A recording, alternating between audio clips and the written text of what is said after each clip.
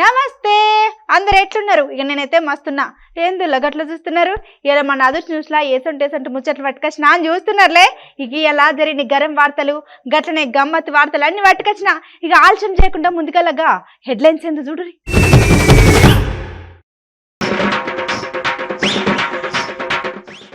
BRS party పెట్టింది దేశం కోసం, ప్రజలకు అక్కర్రాని పని చేయకపోతే ఏం లాభం?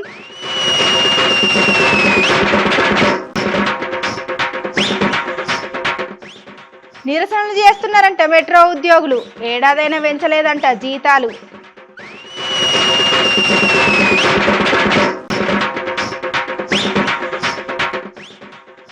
తిప్పలబడి మరి చదువు చెప్తున్నారు ఉపాధ్యాయులు, ఇంతవరకు కట్టియలేదంట మరి ఈ స్కూలు.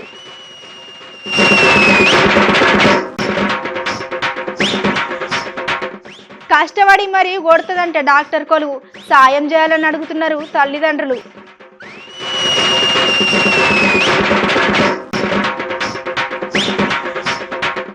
సీఎం వస్తున్నాడంటే పెట్టిరంట బారికేడ్స్, ఇక ఐటంక పబ్లిక్ అయ్యారంట మస్తు ఫైరు.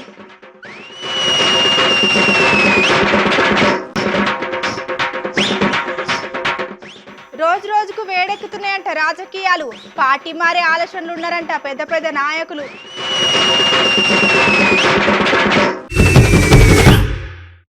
ఇక ఇప్పుడు మన పట్నంలో పలానా కంపెనీలల్లా గటనే కొన్ని ఆఫీసులలో ఓ 6 నెలలో ఇక లేకపోతే ఓ సంవత్సరమో గడిచినాక ఇక జీతాలు వెంచుర్రి అని అడుగుడు, ఐటంక సపోర్ట్ చేయకపోతే నిరసనకు దిగుడు.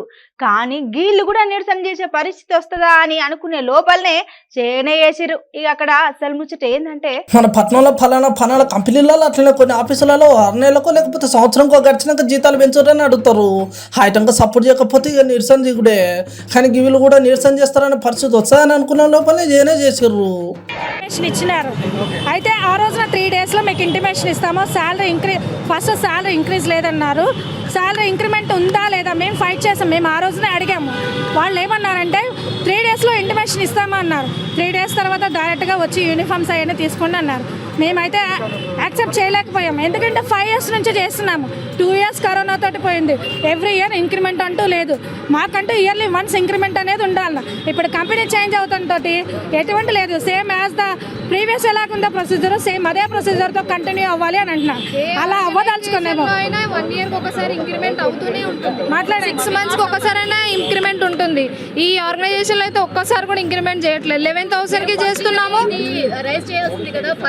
చేంజ్ అవుతుంది. 2 years కరోనా పోయింది, తర్వాత ఇంక్రిమెంట్ అవుతుంది, చేంజ్ అవుతుంది, ఆర్గనైజేషన్ చేంజ్ అవుతుంది తప్ప ఇంక్రిమెంట్ అయితే అవ్వట్లేదు. ట్రైన్ యాక్సెస్ కూడా ఉండదు. ఏ టైంకి వెళ్తా షార్ట్లు వచ్చినా ఏదొచ్చినా మేమే కట్టుకుంటూ ఉండాలి, ఎస్ఆర్ వచ్చినా మేమే కట్టుకోవాలి. ఎవరిది రెస్పాన్సిబిలిటీ లేదు అసలు చెప్పుకోవడానికి. స్టార్టింగ్ ఫెసిలిటీ కూడా ఉండదు దానికి. ప్లస్ ఇక్కడ మేనేజ్మెంట్ ఎట్లా అంటే లైక్ మాకు డ్యూటీ పరంగా ఏదైనా షార్ట్ ఏదైనా ఎక్సెస్ వస్తే అది మేమే బేర్ చేయాలి. సో అందులో మేనేజ్మెంట్ ఎట్లాంటి రెస్పాండ్ అవ్వదు. ఇంకా మాకు ఏమైనా లీవ్స్ కావాలన్నా నథింగ్, ఎమర్జెన్సీ లీవ్ కావాలన్నా compulsory we should have to report అని అంటారు. What ever the situation it may be, but we should have to report. అవును మాకు ఈ సిచ్యువేషన్ ఉన్నప్పుడు దెన్ వీ షుడ్ ఆల్సో, మేము కూడా సేమ్ ఎక్స్పెక్ట్ చేస్తాం కదా కంపెనీ కూడా మాకు 2 words అట్లనే ఉండాలని. ఏం చెప్పారు వాళ్ళు, మేనేజ్మెంట్ ఏం చెప్పారు? వాళ్ళు ఇంక్రిమెంట్ చేస్తామని చెప్పారు. ఇప్పుడు కాదు, మేబీ టైం పట్టొచ్చు, బట్ వీళ్ళు ఇంక్రీజ్ అని అన్నారు. డ్యూరేషన్ పర్టికులర్గా వాళ్ళు ఒక టైం పీరియడ్ ఏం చెప్పలేదు. అప్పుడు మాకు కంపెనీ యూడిఎస్ ఉండేది, సో ఇప్పుడు మారింది కదా. సో మా ఎక్స్పెక్టేషన్స్ మేబీ న్యూ కంపెనీ వచ్చింది కదా, సో వాళ్ళు మేబీ ఇంక్రీజ్ చేశారని మేము ఆ వాయిస్ రేస్ చేసాము. But no, nothing is there. 5,000 demand చేస్తున్నాం ప్రెసెంట్. ఎక్స్పీరియన్స్డ్కి 11,000, న్యూగా జాయిన్ అయిన వాళ్ళకి 11,000, ఎవరికైనా 11,000. ట్రైనింగ్ అంటే ట్రైనింగ్ ఇంక్రిమెంట్ కంటే ఇచ్చారు, ట్రైనింగ్ ఇచ్చారు. ట్రైనింగ్ తర్వాత ట్రైనింగ్ స్టార్టింగ్ మాకు 10 days స్టార్ట్ అయ్యాము. ఆ కంపెనీ 6 months తర్వాత పోయి ఇంకో కంపెనీ వచ్చింది. వాళ్ళు ఏమన్నారంటే ఎవ్రీ 1 yearకి ఇంక్రిమెంట్ ఉంటుంది అన్నారు. వాళ్ళు ఏంటంటే అదే కంపెనీ కంటిన్యూ చేయకుండా 1 year మాత్రమే కాంట్రాక్ట్ తీసుకున్నారు. 1 year ఎక్స్టెండ్ చేశారు. అదే కంపెనీ కంటిన్యూ ఉంటే 1 year తర్వాత మేము ఎట్లాగో ఇంక్రిమెంట్ అడుగుతాం కదా, వాళ్ళు ఓన్లీ 1 year వరకే తీసుకున్నారు. 1 year నెక్స్ట్ మళ్ళీ మా కంపెనీ ఎక్స్టెండ్ అయింది. మేబీ నెక్స్ట్ ఇయర్ ఉంటే మళ్ళీ నెక్స్ట్ ఇయర్ అన్నారు. మళ్ళీ పాండమిక్ సీజన్ వచ్చింది. స్టార్టింగ్ లోనే ఇవన్నీ మాట్లాడుకునే జాయిన్ అవ్వాలి. స్టార్టింగ్ అనేది స్టార్టింగ్ తీసుకున్న కంపెనీ మాకు మాత్రం చెప్పింది కంపెనీ 6 monthsకి హైక్ ఖచ్చితంగా ఉంటుందని చెప్పారు. ఆ కంపెనీ పోయిన తర్వాత నెక్స్ట్ కంపెనీ వచ్చి 1 year అని చెప్పారు. 1 yearలో వాళ్ళు 1 year వరకు మాత్రమే కాంట్రాక్ట్ తీసుకున్నారు. 1 year తర్వాత మేమే ఉంటే ఇంక్రిమెంట్ చేస్తామని చెప్పారు. మళ్ళీ వాళ్ళు ఏం చెప్పారంటే మాది 1 year మాత్రమే ఉంది, 1 year కాంట్రాక్ట్లో హైక్ ఇలా అడుగుతారని చెప్పారు. ఓకే, 1 year తర్వాత మళ్ళీ నెక్స్ట్ ఇయర్ ఏంటంటే అదే కంపెనీ ఎక్స్టెండ్ అయింది. మళ్ళీ పాండమిక్ సీజన్లో మాకు ఇప్పుడు లాస్ట్లో ఉంది, అయినా మేము శాలరీస్ మా హ్యాండ్ నుంచి మేము పెట్టామని చెప్పారు. ఓకే, అది అయిపోయిన తర్వాత లాస్ట్ 2 years నుంచి మాకు అదే ఉంది. ఇంక్రిమెంట్ అనేది లేదే లేదు అసలు. మాకు ఏ ప్రాబ్లం వచ్చినా మేమే ఫేస్ చేస్తాము. ఓకే, సపోర్ట్ ఉంటే ఏదైనా సపోర్ట్ చేస్తేనే మాకు శాలరీ ఇంక్రిమెంట్ లేని సఫిషియెంట్గా ఇంక్రిమెంట్ లేని మనకు సాటిస్ఫాక్షన్గా జాబ్ చేయలేం కదా ఎవరైనా కూడా. అంటే మాకు మీటింగ్ కండక్ట్ చేశానని చెప్పారు. మీటింగ్ కండక్ట్ చేశానని చెప్పిన తర్వాత వాళ్ళు ఏమన్నారంటే ఇప్పుడు 31st అయిపోయింది మీ లాస్ట్ ఏదైతే కంపెనీ ఉందో కాంట్రాక్ట్ బేస్ అయిపోయింది. నెక్స్ట్ 1 year అని వాళ్ళు ఏమన్నారంటే మీ డాక్యుమెంట్ సబ్మిట్ చేయండి. ఇంక్రిమెంట్ గురించి అడిగితే నో ఇంక్రిమెంట్ అన్నారు. మాకు ఏదైనా సఫిషియెంట్ ఏది ఇన్ఫర్మేషన్ ఇవ్వలేదు వాళ్ళు. ఇక్కడ అసలు ముచ్చట ఏంటంటే మన పట్టణంలో మెట్రోలు ఎప్పుడైతే సురు అయినాయో అప్పటి సంది మేము పనిచేస్తూనే ఉన్నాం. అయినా ఇప్పటికీ మా జీతాలలో రూపాయి పెంచింది లేదు. అట్లనే మాకు ఎన్ని తిప్పాలన్నా మేము సపోర్ట్ చేయకుండా సర్కార్ మీద ఆశ పెట్టుకొని పనిచేస్తున్నాం. అయినా కూడా మనం పట్టించుకుంటలేరు. అట్లనే మా జీతాలు కూడా పెంచలేరు అని మస్తు గరమేళ్ళు. మెట్రోలో పనిచేసే టికెట్ కౌంటర్లో ఉద్యోగాలు అట్లనే మాకు ఎట్లయినా జీతాలు పెంచాలని చక్కగా నిరసనకే దిగులు టికెట్ కౌంటర్ ఉద్యోగాలు.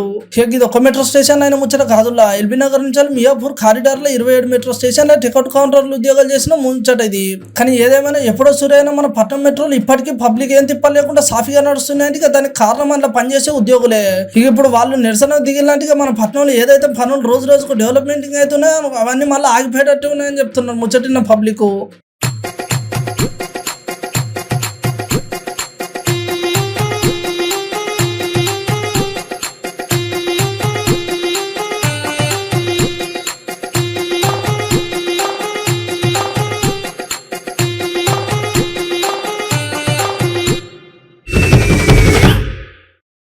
ఇలా బీఆర్ఎస్ పార్టీ పెట్టింది దేశంలో ఓ మూల కోసమో లేకపోతే ఓ రాష్ట్రం కోసమో కాదంట. బీఆర్ఎస్ పార్టీ పెట్టింది దేశం కోసం. గట్లనే ఇలా మనం 1,00,000 కిలోమీటర్ల ప్రయాణం చేయాలన్నా ఒక్క అడుగుతోనే ప్రయాణం షురు అవుతుంది.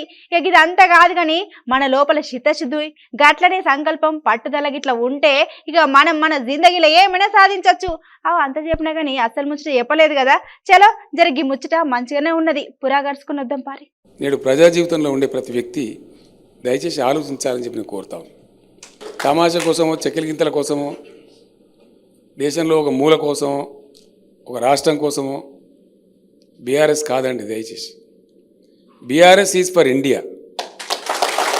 బీఆర్ఎస్ ఖచ్చితంగా 1,00,000 కిలోమీటర్ల ప్రయాణమైన తొలి అడుగుతోనే ప్రారంభమవుతుంది. మనకు లక్ష్య శుద్ధి, సంకల్ప శుద్ధి, చిత్తశుద్ధి ఉంటే సాధించలేదంటూ ఏమీ ఉండదు. డెఫినెట్గా ప్రపంచంలో మానవ జీవిత చరిత్రలో అనేక పర్యాయాల విషయాలు రుజువైనవి. కాబట్టి ఇంత గొప్ప దేశంలో ఇన్ని వనరులు ఉండి ఇన్ని వసతులు ఉండి ఇంకో చిన్న మాట చెప్తే కూడా మీరు విశ్వాసం కాదు, మీకు అది నిజమా అనిపిస్తుంది. కానీ ఫ్యాక్ట్, మన దేశంలో ఉన్నటువంటి స్థాపిత విద్యుత్ శక్తి installed power capacity of India 4 లక్షల మెగావాట్ ఉంటుందండి. సోలార్ విద్యుత్తు, పవన విద్యుత్తు, హైడల్ పవరు, థర్మల్ పవర్ అన్నీ కలిపి 4,10,100 చిల్లర మెగావాట్లు ఉంటుంది లేటెస్ట్ ఫిగర్స్ ప్రకారం. కానీ దేశం ఏనాడు కూడా 2,10,000 మెగావాట్లకు మించి విద్యుత్తు వాడలేదు. నీళ్లు ఉంటాయి, పొలాలకు రావు. కరెంటు ఉంటుంది, ప్రజలకు కరెంటు రాదు. వనరులు వసతులు ఉండి ఎందుకు ఈ దేశ ప్రజలు శిక్షించబడాలి? ఎందుకు ఈ దేశ ప్రజలు వంచబడాలి? ఎవరి కోసం? దేనికోసం? ఈ పరిస్థితులు ఇట్లాగే కొనసాగాలనా? ఇందులో ఏదైనా మార్పు రావాలనా? అది ప్రశ్న. ఆ మార్పు కోసమే ప్రబలమైనటువంటి గుణాత్మకమైనటువంటి మార్పు ఖచ్చితంగా తీసుకొచ్చి ప్రజల ఆలోచన సరళి మార్చి యావత్తు దేశంలో ఉండేటువంటి ఆలోచన పరులందరినీ ఏకం చేసి ఒక మహోజ్వలమైనటువంటి భారత నిర్మాణం కోసమే బీఆర్ఎస్. ఒక ప్రాంతానికో ఒక భాషకో ఒక వ్యక్తికో కాదు, ఏ ఊరి కోసమో ఏ పల్లె కోసమో కాదు. ఇది ఒక యజ్ఞం, పర్వాలేదు. కొన్ని నష్టాలు జరగవచ్చు, కొన్ని కష్టాలు రావచ్చు. నెగటివ్ ఫోర్సెస్ అంటే ప్రతిప శక్తులు ఏ విషయాన్ని ప్రారంభించినా, ఏ గొప్ప పని ప్రారంభించినా మొట్టమొదటి ఎదురయ్యేది అవహేళనే. మహాత్మా గాంధీ గారు లాంటి మనిషి చెప్పినారు, ఏదైనా ప్రారంభమైతే మొట్టమొదటి నిన్ను గుర్తించడానికి నిరాకరిస్తారు. ఏందా బీఆర్ఎస్ ఏదో 4 రోజుల తర్వాత కొంచెం మనం షౌటింగ్ ఎక్కువ చేస్తే అప్పుడు హేళన చేయడం మొదలు పెడతారు. ఏ పాస్తారథి గారు ఏమైంది నాకు అర్థం కాదు, చంద్రశేఖర్ గారితో ఏమైంది, కిషోర్ బాబుతో ఏమైంది, కేసీఆర్ వాడింత పిడికడంత బక్క ఉంటాడు మనిషి, వీళ్ళతో ఏమైంది అని అవహేళన చేయడం ప్రారంభిస్తారు. ఆ తదనంతర కాలంలో ఏం చేస్తారంటే మనం దాడి ప్రారంభిస్తారు. చివరికి మనకు విజయం చేకూరుతుంది. డెఫినెట్గా 100%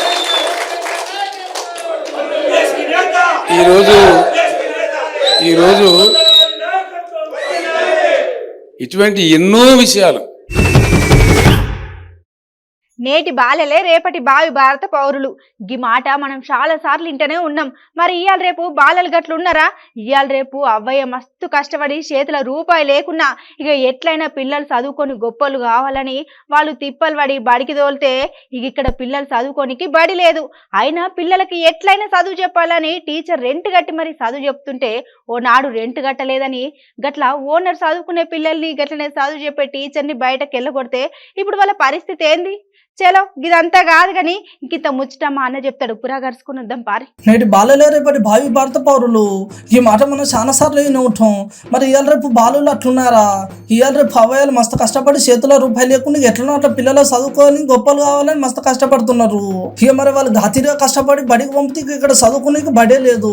అయినా పిల్లలకి ఎట్లయినా చదువు చెప్పాలని టీచర్ రెంట్ కట్టి మరి చదువు చెప్తుంటే ఓ నాడు రెంట్ కట్టలేని ఓనర్ చదువుకునే పిల్లలను గట్లా చదువు చెప్పే టీచర్ని బయట వెళ్ళగొట్టేసరికి ఇప్పుడు వాళ్ళ పరిస్థితి. మాకు కూకోదానికి జాగలేదైతే బయట కూకుంటున్నాం. వాళ్ళు వచ్చి సామాన్లు ఆ రూమ్లో పెట్టి పోయినారు. మాకు టీచర్లు ఉన్నారు కానీ మాకు చదువుకోవడానికి జాగలేదు. అందుకు బిల్డింగ్ కావాలి, రూములు లేక మేము అందరం ఒకటే జాగాలో కూకుంటున్నాం. ఇక్కడ మేము స్కూల్ 10 years నుంచి రన్ చేస్తున్నాం సార్. అయితే పిల్లలు 36 members వరకు ఉన్నారు. మళ్ళీ ఇక వీళ్ళు ఈ ఇల్లు వాళ్ళు కొత్త వాళ్ళు కన్స్ట్రక్షన్ చేసుకున్నామన్నారు. అదే మాకు ఒక రూము ఉంచారు సార్. ఇక ఒక రూమ్ సరిపోదని పిల్లల్ని ఇక్కడ కూర్చోబెట్టి చెప్తున్నాం. దుబ్బగూడ పాఠశాలలో ఈరోజు పేరెంట్స్ అందరూ కలెక్టర్ గారిని కలవడం జరిగింది, మరియు అలాగే ఎమ్మెల్యే సార్ని కూడా కలవడం జరిగింది. మేము గత 3 సంవత్సరాల నుండి ఈ బిల్డింగ్ యొక్క రెంట్ కొరకు ప్రభుత్వానికి ఎప్పటికప్పుడు నివేదికను సమర్పిస్తూనే ఉన్నాము. కానీ రూరల్ మండలంలో ఎలాంటి రెంట్ బిల్డింగ్ చెల్లించబడడం లేదు. ఈ పిల్లల్ని కూడా బట్టిసవర్గం పాఠశాలను నడపడానికి మేము సిద్ధంగా ఉన్నాము. మాకు 10 సంవత్సరాల నుండి స్కూల్ ఉన్నది సార్, రెంటుకుంటున్నది. అంటే రెంటుకున్నాం కదా సార్, రెంటుకున్నాం కాబట్టి ఓనర్ ఏమన్నాడు అంటే తీసేయండి అనుడుకు. మా పిల్లలకి ఎక్కడ రెంట్ కూడా రూమ్ దొరకలేదు సార్. అదే మాకు జాగా స్థలంలో ఇచ్చేసిండ్రు అనుకో, ఇక మేము అక్కడ వేసుకుంటాము. స్కూల్కి గేట్ ఇచ్చినాయి 4 ప్లాట్లు ఉన్నది. అయితే అందులో వేరే వాళ్ళు ఆక్రమించింది. అది తీసేసి మాకు బడి కట్టేస్తే ఆడ మంచిగా మంజూరు చేసేసి మంచిగా ఉంటుంది. అంటే వేరే దగ్గరికి అయితే మేము తోలేయము. మరి లేబర్ కాలనీ సార్, అది మాదేమో ఉన్నోళ్ళంగా ఇట్లా అట్లా తోలేయమంటే అక్కడ ఇక్కడ మేము తోలేసుడు కాదు. ఓనర్ వాళ్ళు తాళం వేసి నిన్ననైతే ఇలా బయట కూర్చుని ఉంటే మేము కొందరు పిల్లగాళ్ళని పట్టుకొని ఇటు వచ్చినాం సార్, తోలేయలే బడికి. అట్లున్నాయి ఇక్కడ వాళ్ళ గోసలు. నేటి బాలలే రేపటి భావి భారత పౌరులు అంటారు, కానీ ఇక్కడ బాలల పరిస్థితి అసలే మంచిగా లేదు. ఇక ఇవాళ రేపు చదువుకున్నదే చాలా కష్టం. అవ్వయ్య మస్తు తిప్పలు పడి రూపాయి కష్టపడి పిల్లలను బడికి పంపించే చదివించాలనే ఆలోచన అవ్వయ్యలు ఉంటే ఇక ఇక్కడ చదువుకోనికి సగం బడే లేదు. ఇక బడిగానిచ్చిన స్థలాన్ని ఎవరు ఆక్రమించాలంట. ఇక ఏం చేయాలో తెలియక 2 రూములు ఉన్న ఇల్లు తీసుకొని అన్న 36 మంది చదువు చెప్తుంటే నెల 2 గంటలే అని అక్కడ ఉన్న ఓనర్ బయటికి పోమన్నారట. ఇక ఇట్లా ఉన్న ఫలంగా బయటికి పోమనేసరికి అక్కడ ఏం చేయాలో తెలియక అక్కడ చదువు చెప్పే టీచర్ చెట్ల కింద కూర్చొని పిల్లలకు చదువు చెప్తున్నది. కానీ ఏదేమైనా ఇట్లా చదువుకునే బడి పిల్లలతో పరిష్కారం ఆడడం మంచి పద్ధతి కాదని మస్తు మంది మండిపడుతున్నారు. ఇక ఈ ముచ్చట అడవుల కిల్ల ఆదిలాబాద్ లోని మారుమూల పల్లె అనే దగ్గర అయింది. సరే ఎట్లనైనా అక్కడ చదువుకునే పిల్లలకు అట్లనే చదువు చెప్పే టీచర్లకు న్యాయం కావాలని చెప్పేసి పెడుతున్నారు ముచ్చటిన జనాలు.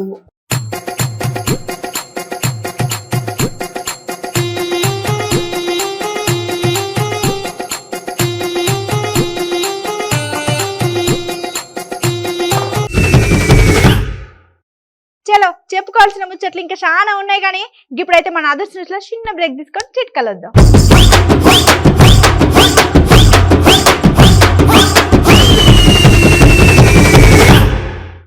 ప్రత్యర్థిపై తగ్గేదలే అంటున్న ఖదర్ బాబులు. కత్తి ఒకని చేతిలో పెట్టి యుద్ధం ఇంకోని చేయమంటే వాడు చేస్తాడా?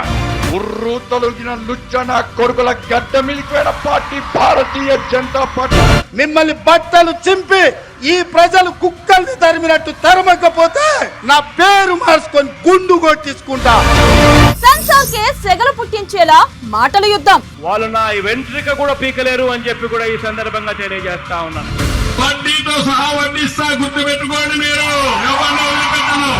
ఒకసారి ప్యాకేజీ గీకేజ్ అంటే తప్పు తీసుకొని పళ్ళు రాళ్ళ కొడతాను కొడకల్లారా ఒక్కొక్కడికి చెప్తున్నాను.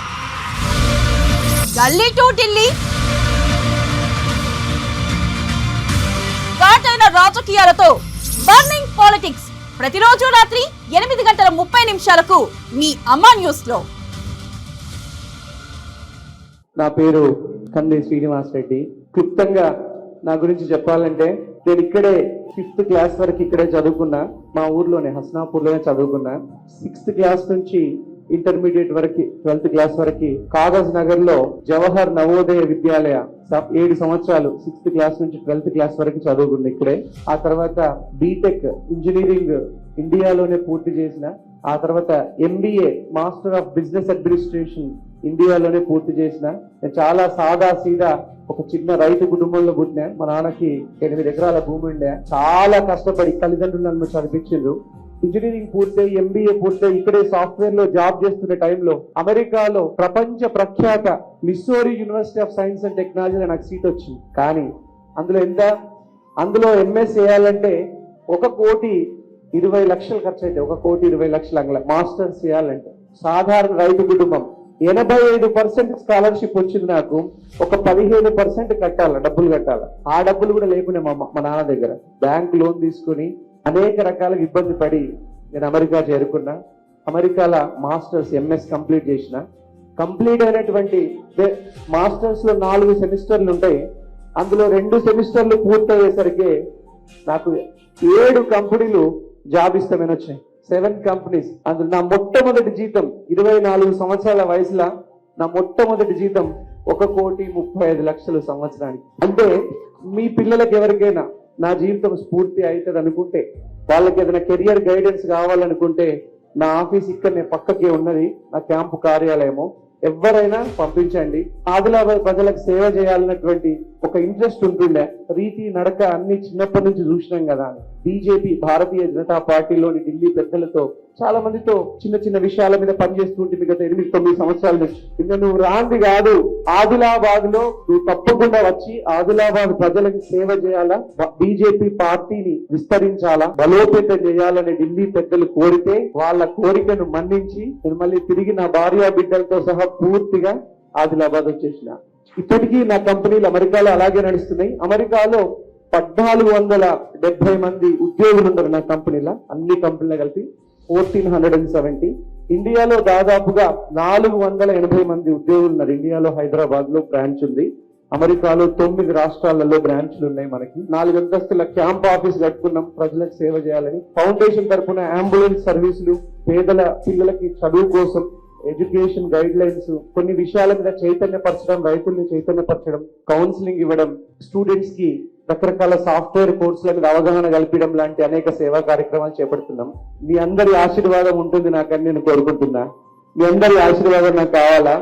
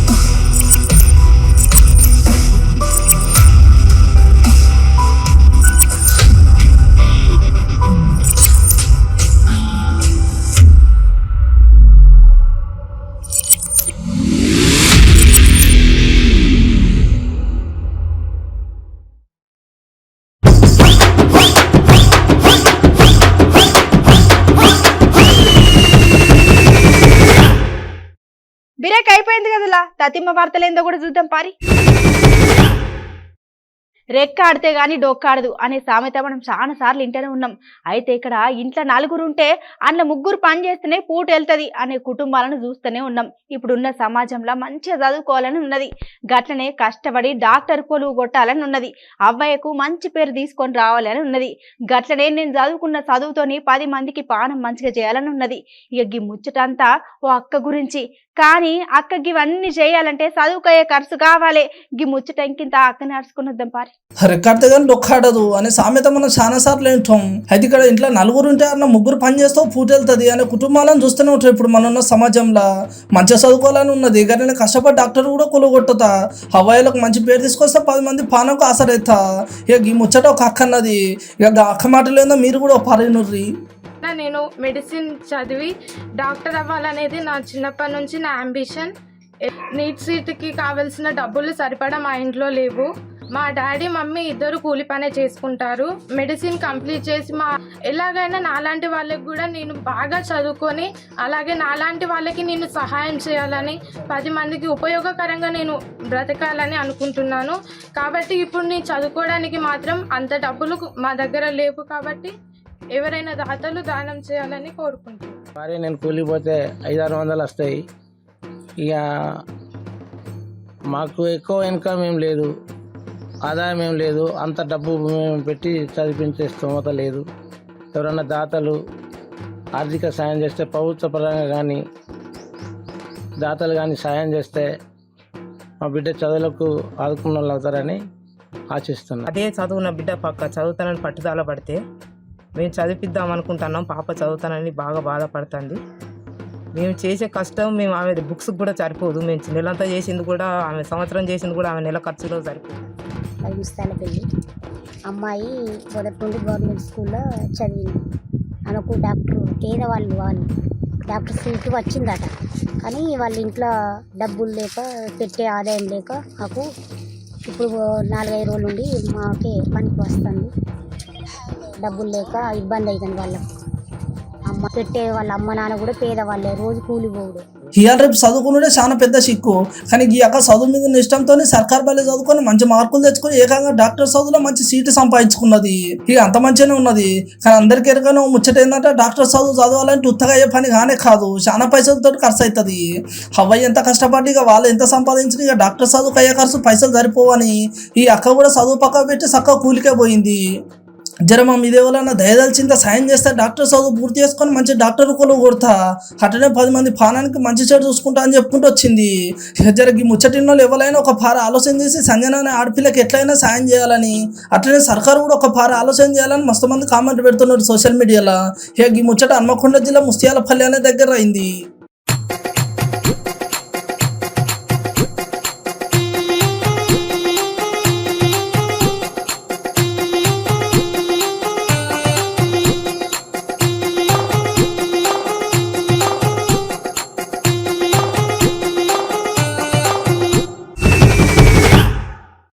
అసెంబ్లీ ఎన్నికలకు టైం దగ్గర పడ్డ కొద్దీ రాజకీయ నాయకుల నడుమ జోరు పెరుగుతూనే ఉంది.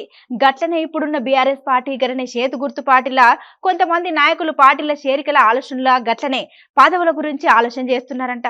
ఇక ఎవరు ఏ పార్టీ మారుతారో తెలియదు, గట్లనే దాని తర్వాత అయ్యే మంచి చెడేందో కూడా తెలియదు.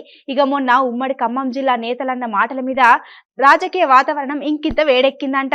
ఇక ఆలోచన చేయకుండా అసలు ముచ్చటేందో ఇందా పారి. ఇక అసెంబ్లీ ఎన్నికలకు టైం దగ్గర పడకపోతే రాజకీయ నాయకుల నడుమ జోరు పెరుగుతూనే ఉన్నది. గట్లనే ఇప్పుడున్న బీఆర్ఎస్ పార్టీ అట్లనే చేతుకొత్తి పార్టీలో కొంతమంది నాయకులు పార్టీ చేరికల ఆలోచన గట్ల పదవుల గురించి ఆలోచిస్తున్నారు. ఇక ఎవరు ఏ పార్టీ మారుతారో తెలియదు, అట్లనే దాని తర్వాత అయ్యే మంచి చెడు ఏందో కూడా తెలియదు. ఇక మొన్నటికి మొన్న ఉమ్మడి ఖమ్మం జిల్లా నేతలన్న మాటల మీద రాజకీయ వాతావరణం ఇంకింత వేడెక్కింది. ఇక ఇప్పుడు తెలంగాణలో చూసుకుంటే బీఆర్ఎస్ పార్టీ అట్లనే చేతుగుర్తి పార్టీలో ఉన్న నాయకులు అట్లనే పార్టీ కార్యకర్తలు ఇక ఎన్నికల టైం దగ్గర పట్టే కొద్దీ ఎవరి ఆలోచనలు వాళ్ళు మారుతూనే ఉన్నాయి.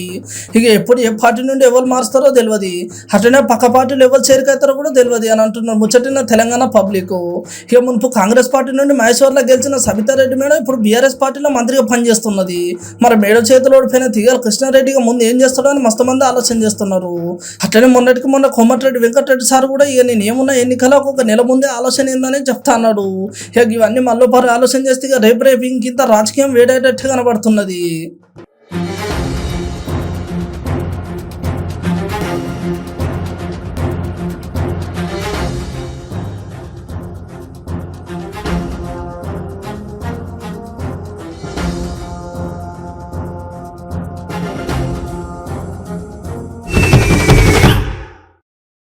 సార్ వస్తున్నాడంటే కథం అప్పటికప్పుడే రోడ్లు బాగు చేస్తారు. కానీ ఇక్కడ గట్ల కాలేదులా. సీఎం సార్ వస్తున్నాడని రోడ్లు బంద్ చేసిర్రు. రోడ్లు ఏమంటున్నా షాపులు బంద్ చేయించిర్రు. గిదెక్కడి కథ, గిదే న్యాయం? ఓ మీకు అసలు ముచ్చట చెప్పలేదు కదా. చలో గివిల మాటలు వినురి. సీఎం సార్ వస్తున్నాడంటే కథం అప్పటికప్పుడే రోడ్లు బాగు చేసుడు. కానీ ఇక్కడ గిట్ల కాదులా. సీఎం సార్ వస్తున్నాడని ఉన్న రోడ్లు బంద్ చేసిళ్ళు, రోడ్డు ఎమ్మటి ఉన్న షాపులు బంద్ చేపించిళ్ళు. ఇక ఎటు బోరాదు ఉన్న పనులు ఎక్కడెక్కడనే ఉన్నాయి. ఇక ఇచ్చేతరమైన ముచ్చట ఏంటంటే ఇది మన పక్క రాష్ట్రం ఆంధ్రలా.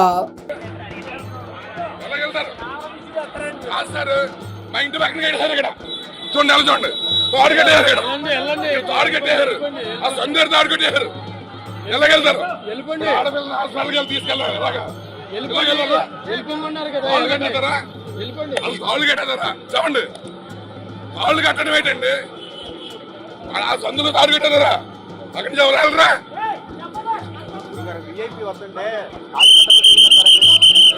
ఏంటండి రోడ్డు ఆపేతారు, కొని రోడ్డు ఆపేరు. ఆ రోడ్డు సందులో తాడు కట్టారా? సందులో తాడు కట్టడం ఏంటంటే లేదు సార్, క్లోజ్ చేస్తారు. మేము 3 టైమ్స్ తిరిగి వచ్చేసాం. ఎలా వచ్చేసారు? 10 నుంచి 10:15 వరకు మొత్తం రోడ్ అంతా తిప్పుకొని వచ్చేసారు. ఎలాగో చెప్పండి ఒకసారి. వెనక్కి ఎలా రావాలి చెప్పండి. ఇప్పుడు చూస్తే ఇది ఉంటుందా? ఇది రావాలి కదా మేడం. ఎలా వెళ్ళాలి? ఎలా వెళ్ళాలి? రండి, మీరు ఎక్కడ చెప్తారు. ఎక్కడుందో చూపించాలి. రండి, ఎక్కండి మేడం. ఆ బ్యాక్ సైడ్ వచ్చి మూడోసారి రావడం. రండి సార్, ఒకసారి రండి, చూపించండి. చూపించండి, రండి. ఎక్కడుందో చూపించండి ఒకసారి. మా పక్క రోడ్డు చూపించండి మేడం. మాకు తెలీదు, మాకు ఈ రోడ్డు కదా. చూపించండి, చూపించండి ఒకసారి.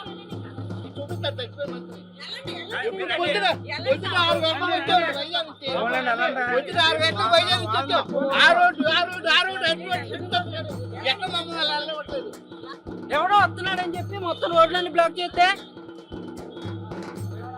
అదన్నట్టు అసలు ముచ్చట. సీఎం జగన్ సార్ పర్యటన పని మీద రాజమహేంద్రం అనే దగ్గర సీఎం సార్ వస్తున్నాడని ఇక ఉన్న రోడ్లు బారికేడ్స్ పెట్టిళ్ళు, గట్లనే రోడ్డు ఎమ్మటున్న షాపులు బంద్ చేపించుళ్ళు. సరే పెద్ద సార్ వస్తున్నాడు, రోడ్డు ఎమ్మటున్న పక్క గల్లీలు ఉన్నాయని బయటికి వెళ్దామంటే గల్లీ మొత్తం పబ్లికే ఉన్నారు. అటుకు వేయరాదు, అట్లనే తీయరాదు. ఎక్కడ చూడు రోడ్డు ఎమ్మటి పోవాల్సిన పనులన్నీ గల్లీనే పోయి గమ్మత్తు గిరికినాయి. అరే సీఎం సార్ వస్తే మాకేంది, మరి మేము ఎట్లా పోవాలని మంచిగానే మందలు ఇచ్చిళ్ళు అక్కడ ఉన్న పబ్లిక్. ఏందో ఏమో మరి ఈ కథ ఇంక చిందరగానే ఉన్నది. అయినా నాయకులు అంటే ప్రజలను నిమ్మలంగా ఉంచాలి, కానీ ఇట్లా వచ్చినప్పుడు ఈ తీరుగా తిప్పలు పెట్టుడేందని మస్తు మంది పడుతున్నారు ముచ్చట చూసిన సోషల్ మీడియా పబ్లిక్. అంతేమో కానీ సీఎం వస్తున్నాడు అంటే ఉన్న దిక్కునంలో బంద్ చేసుకుని కూర్చోమని చెప్పుడేందో ఏమో. మీరు అట్లా వచ్చినప్పుడే కదా సార్ మా గోసలు కూడా ఎరకయ్యేదని అంటున్నారు ఆంధ్ర ప్రజలు.